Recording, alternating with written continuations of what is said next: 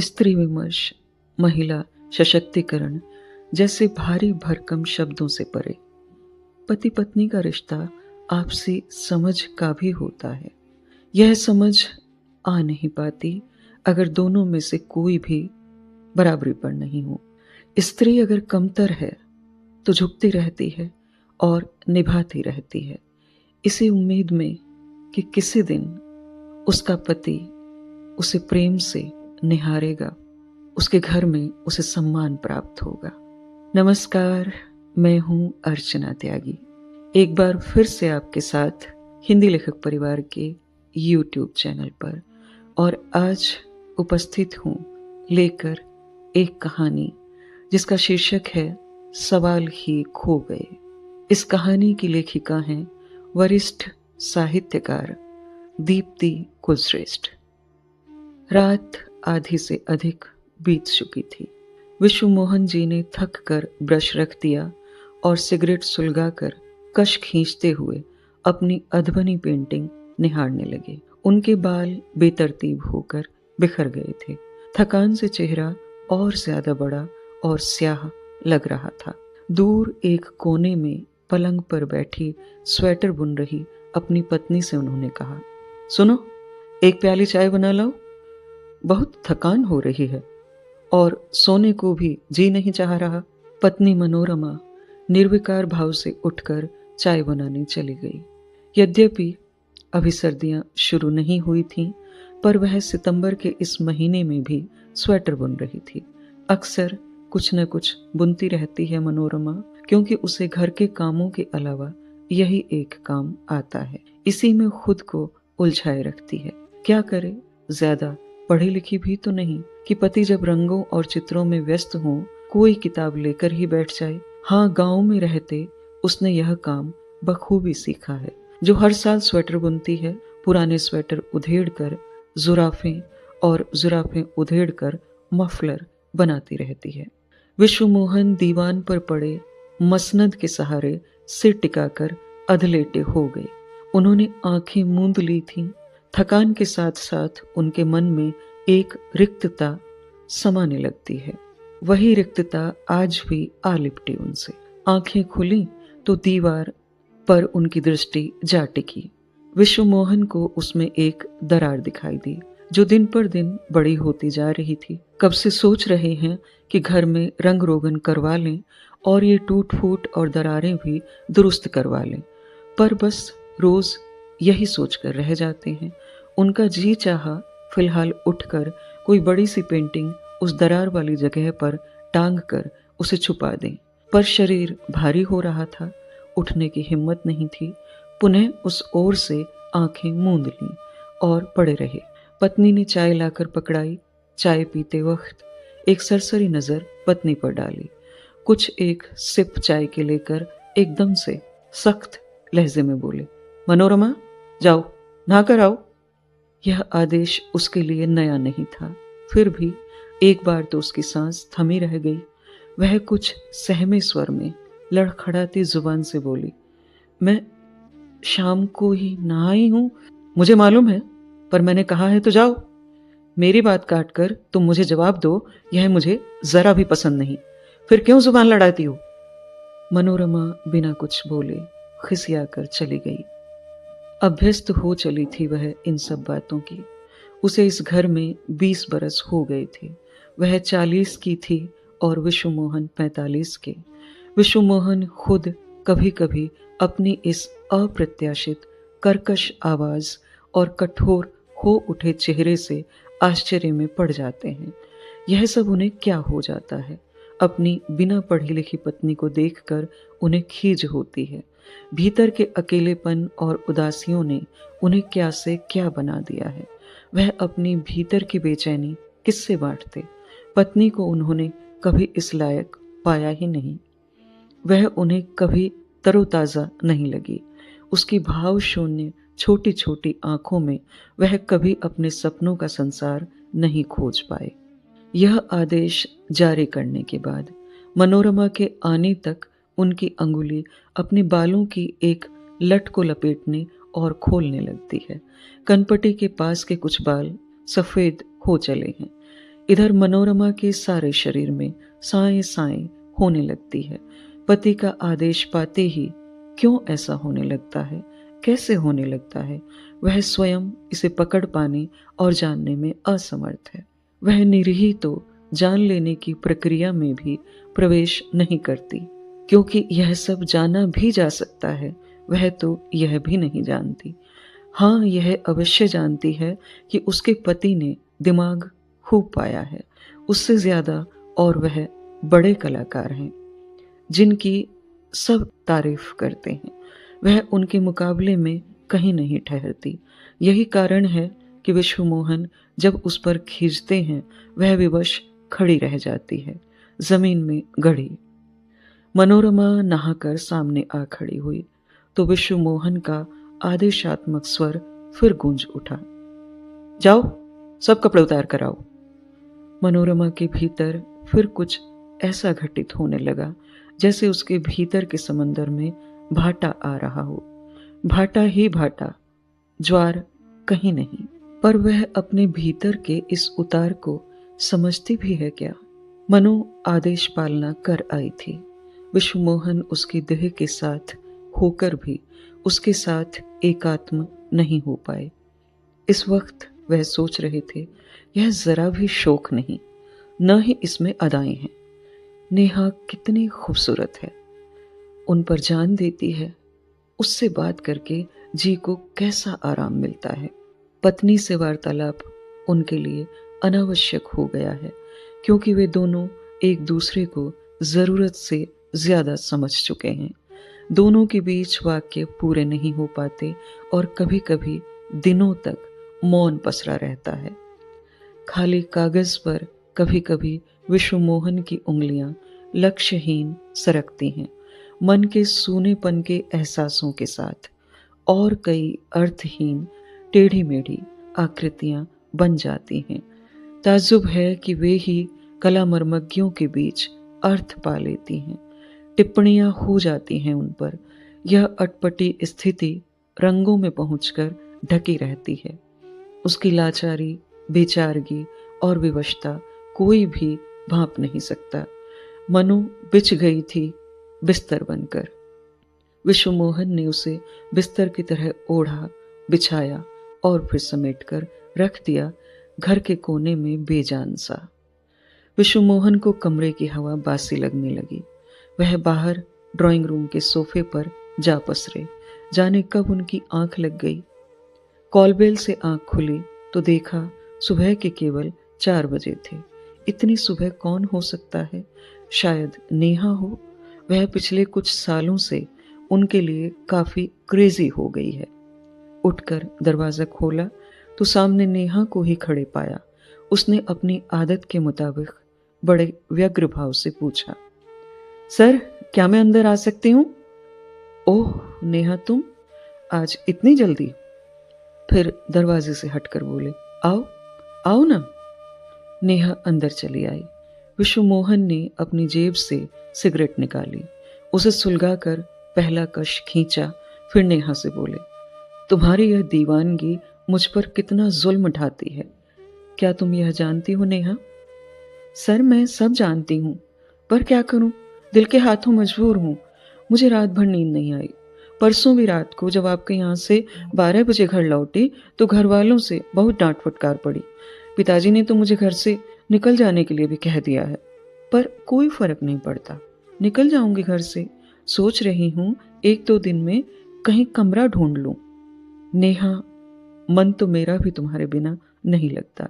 इच्छा होती है सब कुछ छोड़कर तुम्हारे साथ कहीं दूर चला जाऊं, पर कुछ समझ में नहीं आता कि क्या करूं, कैसे करूं। सब कुछ एक पजल, पहेली सा लगता है। नेहा की उम्र विश्वमोहन की उम्र से आधी है। वह कॉलेज में प्रथम वर्ष से ही उनकी छात्रा रही है। द्वितीय वर्ष से नेहा और विश्वमोहन एक दूसरे की तरफ काफी आकर्षित हो गए थे। नेहा जब तक एमए में पहुंची तब तक संबंध काफी गहरा गए।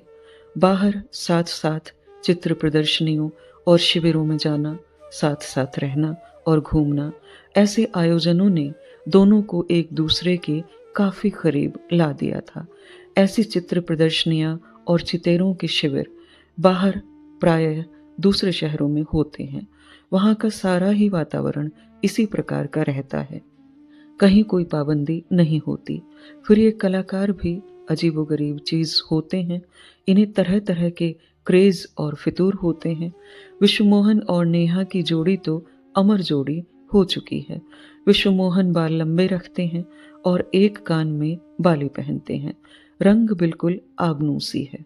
नेहा का रंग गोरा है, वह दुबली पतली है और 2 साल से इसी कॉलेज में ड्राइंग की वरिष्ठ प्राध्यापक है। नेहा बात करते हुए विश्वमोहन के ईजल तक आ गई थी। उसने इधर उधर बिखरे रंग और ब्रश आदि संभाल कर व्यवस्थित किए। कुछ सालों से यह काम वही करती आ रही है। आप बेहद थके हुए लग रहे हैं सर। नेहा ने विश्वमोहन की आंखों में अलभ्य के लिए एक विवशता सी देखी। वह शुरू से विश्वमोहन को सर कहकर ही संबोधित करती है। उसने फिर से बात शुरू की। सर, आप इतना चुप क्यों हैं? आप बहुत सोचते हैं सर। हर व्यक्ति को स्वायत्ततापूर्ण अस्तित्व का अधिकार है, अपने निर्णय खुद लेने और स्वैच्छिक सामाजिक अनुबंधों का हक है। मैं जहां तक सोचती हूँ, पारंपरिक औचित्य जो भी ठहराया जाए, पर एक बार व्यक्ति से भी पूछ लिया जाना चाहिए कि यदि उसे चुनाव का हक दिया जाए तो वह किस तरह से अपनी जीवन शैली चुनता है या चुनना पसंद करेगा। चुनाव की आजादी तो होनी ही चाहिए ना। हाँ नेहा, तुम ठीक कहती हो। इंसान को एकांतिक होने का हक भी है और निजित्व बनाए रखने का भी। इसमें दूसरों की दखलंदाजी नहीं होनी चाहिए। क्षण भर चुप रहकर बोले, एक ही घर में इतने सालों से हम 2 प्राणी जी रहे हैं, अलग अलग, एक नहीं हो पाए। मैंने अपने घर की दीवार पर तुम्हारी तस्वीर लगा रखी है। कुछ लोगों का कहना है इसे यहाँ नहीं होना चाहिए। तुमने अपने घर में मेरी तस्वीर छुपाकर सजा रखी है क्योंकि उसे वहाँ नहीं होना चाहिए। क्या होना चाहिए और क्या नहीं होना चाहिए, क्या गलत है और क्या सही, लोग इसे किस आधार पर तय करते हैं और क्यों करते हैं? किसने बनाई हैं ये हदें कि ऐसा होना चाहिए, ऐसा नहीं? मेरा मन आपके पास आने का करता है, इसलिए चली आती हूँ। मन को भला क्यों रोकूं? क्यों करता है मन आपके पास आने का? इसका मेरे पास कोई जवाब नहीं। घर वाले आपके पास आने से मुझे क्यों रोकते हैं, इसका उनके पास भी कोई जवाब नहीं, सिवाय इसके कि वे लोग कहते हैं कि आप शादीशुदा हैं और मैं आपका घर न तोड़ूं। लेकिन क्या आपका घर पहले से ही टूटा बिखरा नहीं है? मैं नहीं आऊंगी तब भी क्या आप उनसे जुड़ पाएंगे, यानी मनोरमा जी से? क्या अपना आप किसी से बांटना नहीं चाहते? क्या मनोरमा जी आपसे कुछ भी शेयर कर सकती हैं? नेहा के स्वर बेहद आत्मीय हो चले थे। हाँ, बिस्तर शेयर कर सकती है मनोरमा मुझसे। मैंने बहुत चाहा कि वह मुझसे जुड़े। पढ़ी लिखी नहीं है तो न सही, संवेदनशील तो हो ही सकती थी, पर ऐसा नहीं है। जाने क्यों वह मेरी संवेदनाओं को नहीं समझ पाती। विश्वमोहन नेहा के साथ हमेशा अपनी भावनाएं बांटते आए हैं, पर आज जाने क्यों जब से नेहा ने ऐसा कहा, मनोरमा जी आपसे कुछ भी शेयर कर सकती हैं। विश्वमोहन मर्माहत हुए और कुछ उखड़कर यह सब कह बैठे। दोनों के बीच कुछ पल तक चुप्पी छाई रही। कुछ क्षणों बाद उनके टूटे स्वर सुनाई दिए। नेहा, जितना वक्त तुम्हारे साथ बीतता है, बस उन्हीं लम्हों में मैं थोड़ा बहुत जी पाता हूँ। भीतर लोबी में सो रही मनोरमा की नींद इन लोगों की बातचीत से खुल गई थी। वह सब सुन रही थी। उसे अब अपने पति की बातें काफी कुछ समझ में आने लगी थी। वह उनकी इस बेजारी पर काफी परेशान भी होती थी, लेकिन वह लाचार थी। उसकी अपनी सीमाएं थीं। कई बार वह जी खोलकर कहती भी थी, जी सब समझ में आए हैं मुझे, मैं आपके लायक नहीं। अब तो मुझे जीवन बोझ लगी है, पर हो भी तो कुछ नहीं सके। अब तो भगवान ये जन्म पार करा दे तो भली हो। ये जन्म तो यूं ही व्यर्थ गया। फिर भी मेरे लायक जो भी सेवा आप कहोगे जरूर करूंगी। इस वक्त भी भीतर हो रही बातें सुनी तो लंबी सांस खींचकर उठ गई। चाय बनाने रसोई में चली आई। चुपचाप पड़े पड़े किसी की बातें सुनना उसे अच्छा न लगा। वैसे भी उसकी दिनचर्या घड़ी की सुइयों के साथ घूमती है। वह इस घर में स्थायी किंतु काम चलाऊ व्यवस्था है। उसके लिए ये ही क्या कम है कि पति उसकी कोख जाई संतान बेटी विद्योत्तमा को जी जान से स्नेह करते हैं। उसे ससुराल भेजते वक्त उनका जी कितना भारी हो गया था। उसने 2 प्याले चाय छान कर सिर का पल्लू आगे खींचा और भीतर से ही थोड़ा पर्दा हटाकर कहा, चाय ले लीजिए।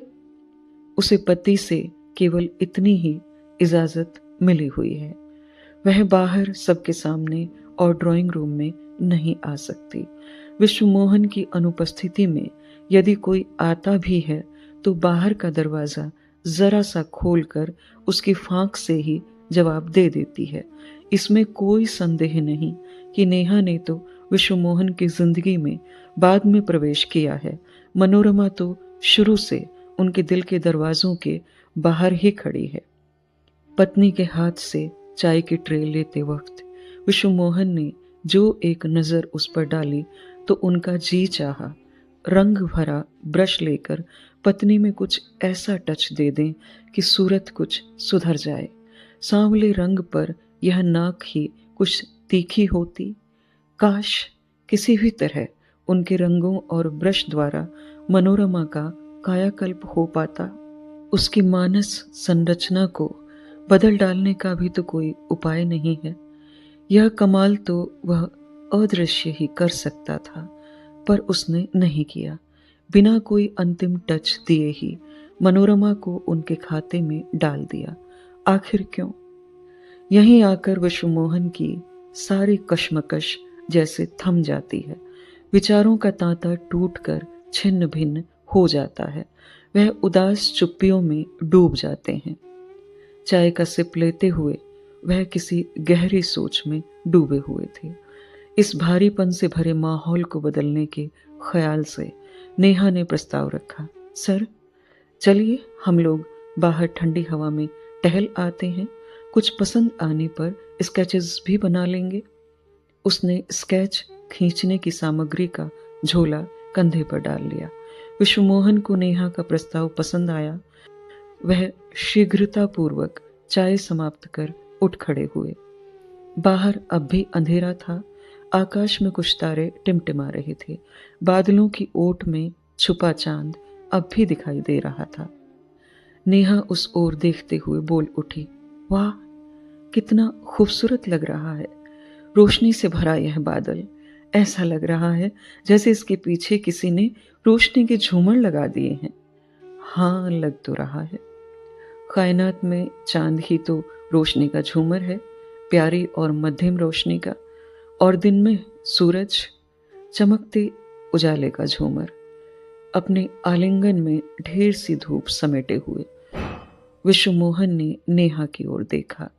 नेहा को उनकी बातों से ऊष्मा मिलती है। उनकी आंखों में बांध लेने की क्षमता है। उम्र में बड़े होने के कारण एक बड़प्पन भी है। नेहा को सबसे अच्छा यह लगता है कि वह सखा भाव से उसे देखते हैं। इतना सब पाकर नेहा के मन में कभी कभी उनकी निरीह पत्नी के लिए सहानुभूति उमड़ पड़ती है। उसका जी चाहता है वह उसका हाथ पकड़कर भीतर ले आए और विश्वमोहन उसे प्यार करें। कभी कभी नेहा को मनोरमा के प्रति अपराध बोध भी होता है। दोनों सड़क पर टहलते हुए दूर तक निकल आए थे। ठंडी हवाएं हिलोरें ले रही थीं। विश्वमोहन का घर एक तो शहर के कोलाहल से दूर था और फिर ये लोग घूमते हुए दूर सुनसान मैदानों की तरफ निकल आए थे। रास्ते में पड़ने वाले खेत खलिहानों से होकर गुजरते वक्त बीच में माटी और फूस की दीवारों से घिरी एक झोपड़ी दिखाई दी। उसकी ओर ध्यान आकर्षित करते हुए नेहा चहक उठी। सर, देखिए कितना प्यारा लग रहा है यह दृश्य। सुबह सुबह की शांतता में झोंपड़ी के पीछे से उगते सूरज की लाली कैसी सुंदर लग रही है। हाँ, वाकई बहुत सुंदर लग रहा है। चलिए आइए, हम लोग उस तरफ चलते हैं। मैं इसका स्केच बनाना चाहती हूँ। नेहा उस दृश्य को चित्रित करने का लोभ समरण नहीं कर पा रही थी। विश्वमोहन को खींच खांच कर उस तरफ ले आई। अब वे लोग मुख्य सड़क से उतरकर खेतों में निकल आए थे। धान की हरी भरी फसलों के बीच चलते हुए झोंपड़ी के निकट तक पहुंचे तो विश्वमोहन बोले, नेहा, झोंपड़ी के भीतर का दृश्य भी देखा जाना चाहिए। क्यों न हम उसके भीतर रहने वालों से भी मिलें? नेहा को प्रस्ताव पसंद आया। वह उसी चहक में बोली, हाँ हाँ, क्यों नहीं, चलो अंदर चलकर उन लोगों से मिलते हैं। झोंपड़े में बांस की खपच्चियों और तिनकों का बना दरवाजा लगा था, आधा ढका आधा खुला। भीतर मूंज की खटिया पर कोई वृद्धा पड़ी दिखाई दी। उसने शायद बाहर आगंतुकों की पदचाप सुन ली थी, इसलिए उसकी निश्चेष्ट पड़ी देह कुछ हिली डुली। गला खंखार कर उसने पूछा, कौन है बाहर? हम लोग हैं काकी। कौन लोग? बुढ़िया ने उठने की कोशिश की। आधे खुले टट्ठर से झांक कर देखा, फिर ऊंचे स्वर में बोली, गोपू नहीं है, कल शाम से मिर्चें लेकर मंडी गया है, शायद दिन ढले तक लौटेगा। कोई कारज हो तो बता जाओ। नेहा ने आश्चर्य से विश्वमोहन की तरफ देखा तो उन्होंने धीरे से कहा, गोपू शायद बुढ़िया का बेटा होगा, वह समझ रही है हम उससे मिलने आए हैं। ओह। वस्तु स्थिति को समझकर उसने धीरे से कहा, फिर फूस का दरवाजा खोलकर भीतर झांक कर कहा, काकी, हम लोग गोपू से नहीं तुमसे मिलने आए हैं, क्या अंदर आ जाएं? मुझसे? बुढ़िया हैरानी से बोली और उठ बैठी। नेहा अब तक अंदर घुस आई थी। विश्वमोहन बाहर ही ठिठक गए। क्या तबीयत ठीक नहीं है काकी? हाँ, 2-3 दिन से ताप चढ़ा है, पण बेटी मैंने तुम्हें नहीं ओळखा। गोपू ने धान बीजा लिया होगा पहले कभी, बेरों का लेन देन वो ही संभाले है। मैं गरीब रैगी, अनपढ़, हिसाब किताब ना जानू। आप लोग कल आ जाते तो ठीक रहतो। नहीं काकी, गोपू से हमने कभी कुछ नहीं लिया, न ही हम उसे जानते हैं। हम तो बस इधर से गुजर रहे थे, दूर से तुम्हारी झोंपड़ी देखी तो आ गए। बड़े अच्छे तरीके से बनाई है, मांडने भी बहुत अच्छे लग रहे हैं। कागज पर इसे कोड़ने का दिल किया, इसलिए। बुढ़िया के होठों पर बेबस मुस्कान तैर गई। बिना किसी उतार चढ़ाव के बोली, तो खोल लो बेटे, यह कागज पर कोरा हुआ ही अच्छा दिखेगा शायद। हम लोग तो करम ठोक हैं, हमारी माइले हालत कोर के दिखाओ न सरकार को। बस कैसे भी करके 2 जून रोटी नसीब हो जाया करे है। बाकी असल बात तो ये है कि खेतों से थोड़ा बहुत मुनाफा हो भी जाया करे है तो क्या। मेरा कोख जाया, करम जला, उसे दारू में उड़ा देता है। नेहा अब तक एक बहुत पुराने जंग खाए संदूक पर बैठ गई थी। उसने आंख के इशारे से विश्वमोहन को भी भीतर बुला लिया था। विश्वमोहन भीतर आए तो बुढ़िया ने औपचारिकता दिखाते हुए उठने की कोशिश करते हुए कहा, बाबूजी, चाय उखाड़ूं? अरे नहीं, यह सब नहीं, हम लोग वैसे ही आए हैं। वह घुटना पकड़ कराहते हुए फिर से खाट पर धसक गई। अब शरीर नहीं चलता, फिर भी अपने टिक्कड़ तो थेपने ही पड़ते हैं। बस जैसे तैसे खा पी के पड़ी रहती हूँ। एक एक हाड़ का दुख है, पण किससे क्या कहूँ। बेटे को तो बाप की लत लगी हुई है। इसका बाप नास पिट्टा, नशा करके सब गल्ला खाली कर देता था। ऊपर से नशे में बकता था, गाली गलौज करता, और जो मैं कुछ कह देती तो मेरे हाड़ के चूर देता। सोचती हूँ बेचारे गोपू का क्या कसूर। जब 5-6 बरस का था तभी से उसने अपने बाप की लात घूंस से बहुत खाए। बड़ी बेरहमी से पीटता था उसे। वो बेचारा तो बाप के डर से थर थर कांपता था। कुछ रुक कर बोली, स्कूल डाला था उसे कि कुछ पढ़ लिख लेगा, पर हरामी उसे वहां से छुट्टी दिला के ले आता था और अपने हाथ पांव दबाता। दारू की बोतल मंगवाता, अपनी सेवा चाकरी करवाता। उसे ठीक से पढ़ने नहीं दिया, जैसे तैसे 5 जमात तक पढ़ पाया बस। अब वो भी अपनी बाप की लेन पे जा रहा है। कुछ देर चुपचाप वह उन दोनों को देखती रही, फिर बोली, सच कहूं बाबूजी, गोपू के बाप के गुजरने के बाद मुझे बहुत आराम मिला, नरक से मुक्ति मिल गई। लेकिन जालिम ने हाड़कों का तो चूरा कर दिया, शरीर किसी काम का नहीं रहा मेरा। पर अब अपनी नींद सोती और अपनी नींद उठती हूं, उससे तो छुटकारा हुआ। बुढ़िया की बातें सुनकर विश्वमोहन के हृदय में उसके लिए सहानुभूति उमड़ आई। वह एकदम से उखड़ कर बोले, चलो नेहा, देख ली झोपड़ी के भीतर की खूबसूरती। हाँ सर, दिल तो मेरा भी भर आया इनकी बातें सुनकर। लेकिन सर, हम बुढ़िया को मॉडल बना सकते हैं, यह बहुत अच्छी मॉडल बन सकती हैं। उससे इसे कुछ पारिश्रमिक भी मिल जाएगा, हम इसे अच्छा पारिश्रमिक देंगे। इस समय इसके चेहरे की झुर्रियों में जो पीड़ा और हताशा दिखाई दे रही है, उसे यदि हमने ज्यों का त्यों उकेर दिया तो यह पोर्ट्रेट बहुत प्रशंसित होगा। नेहा, क्या केवल प्रशंसा पाने के लिए हम दूसरों के दर्द को चित्रित करते हैं या करेंगे? यह तो बड़ी नाइंसाफी हुई। नहीं सर, ऐसी झुग्गी झोपड़ियों के भीतर कितना दर्द लिपटा हुआ है आज भी, जबकि मानव सभ्यता ने इतनी प्रगति कर ली, फिर भी कुछ इंसानों की जिंदगी वहीं की वहीं है। यह सब लोगों के मन को विचलित नहीं करेगा? जब जीती जागती जिंदगियां देखकर ही कोई विचलित नहीं होता, तो स्केचेस और पोर्ट्रेट में देखकर कैसे होंगे? विश्वमोहन ने विरक्ति से कहा। सामने पड़ी टूटी लालटेन पर नजर जमाकर वह फिर से बोले, अब इसका बेटा गोपू आने वाले कल में फिर एक अदद लड़के की जिंदगी खराब करेगा, उसकी हड्डियां चूरेगा, अपनी संतान को इसी तरह बर्बाद करेगा। इस सब का कोई अंत भी होगा? कुछ क्षण चुप रहकर बोले, क्यों पीता है आदमी शराब या किसी भी तरह का नशा करता है?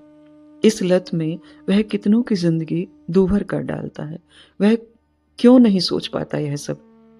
इसी के साथ विश्वमोहन के कानों में गूंज उठे बरसों पहले अपने बड़े भाई के कहे गए वाक्य, मोहन, जाने क्यों तू एक नशे में जी रहा है। तू न केवल हर चीज की शास्त्रीयता में घुसता है, बल्कि जो तेरे मन में एक मानक बना हुआ है, हर चीज तुझे उसी हिसाब से चाहिए बस, नहीं तो वह तेरे लिए बेकार होती है। जिंदगी में इस तरह के नशे पालने ठीक नहीं होते। उन दोनों की गुफ्तगू बुढ़िया के पल्ले नहीं पड़ रही थी, पर उसे बड़ी मुद्दत से कोई मिला था जिसके साथ वह अपनी पीड़ा बांट रही थी। इसलिए उसने अपनी पीठ उघाड़ कर दिखाई। ये देखो, वो नशे में जब पीटता था, कैसे नील के निशान मड़ गए हैं। वो मर्दुआ ये निशानी दे गया मुझे।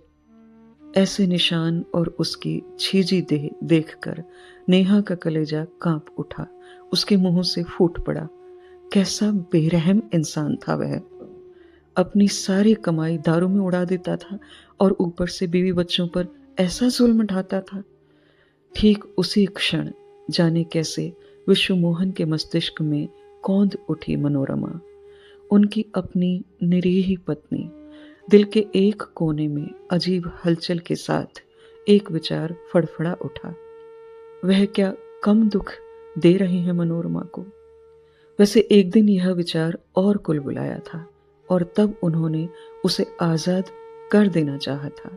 उससे कहा था, तुम जहां जाना चाहो जा सकती हो स्वेच्छा से, मैं तुम्हें हर महीने खर्चा भेजता रहूंगा। लेकिन वह पैरों में लौट गई थी। कितना रोई थी उस दिन।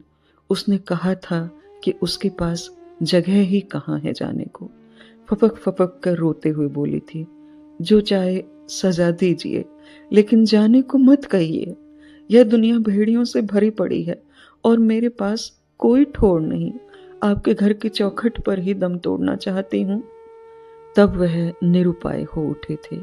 उस दिन वह ज्यादा निरुपाय हुए थे या मनोरमा नहीं कहा जा सकता, पर इस वक्त बाहरी खूबसूरती के पीछे धधकती जिजीविषा को देखकर जाने क्यों विश्वमोहन का मन आर्तनाद कर उठा। वह उठ खड़े हुए और झोंपड़ी से बाहर निकलते हुए बोले, नेहा चलो, यह पोर्ट्रेट फिर कभी बनाएंगे, अभी घर चलते हैं। नेहा ने आश्चर्य से उनकी ओर देखा। वह बहुत जल्दी में दिखाई दे रहे थे, इसलिए मजबूरन उसे भी उठ आना पड़ा। क्या कोई बहुत जरूरी काम याद आ गया सर? हाँ, ऐसा ही समझ लो। उनके कदम तेज हो गए थे। घर के आगे वाले मोड़ से नेहा ने विदा लेते हुए कहा, अच्छा सर, फिर अभी मैं चलती हूँ। ओके। विश्वमोहन ने हाथ हिलाकर उसे विदा दी। घर में दाखिल होते ही उन्होंने आवाज लगाई, मनो। जी हाँ, आती हूँ। चाय लेंगे? अभी बना लाती हूँ। विश्वमोहन भावातिरेक से बोले, हाँ, चाय ले आओ।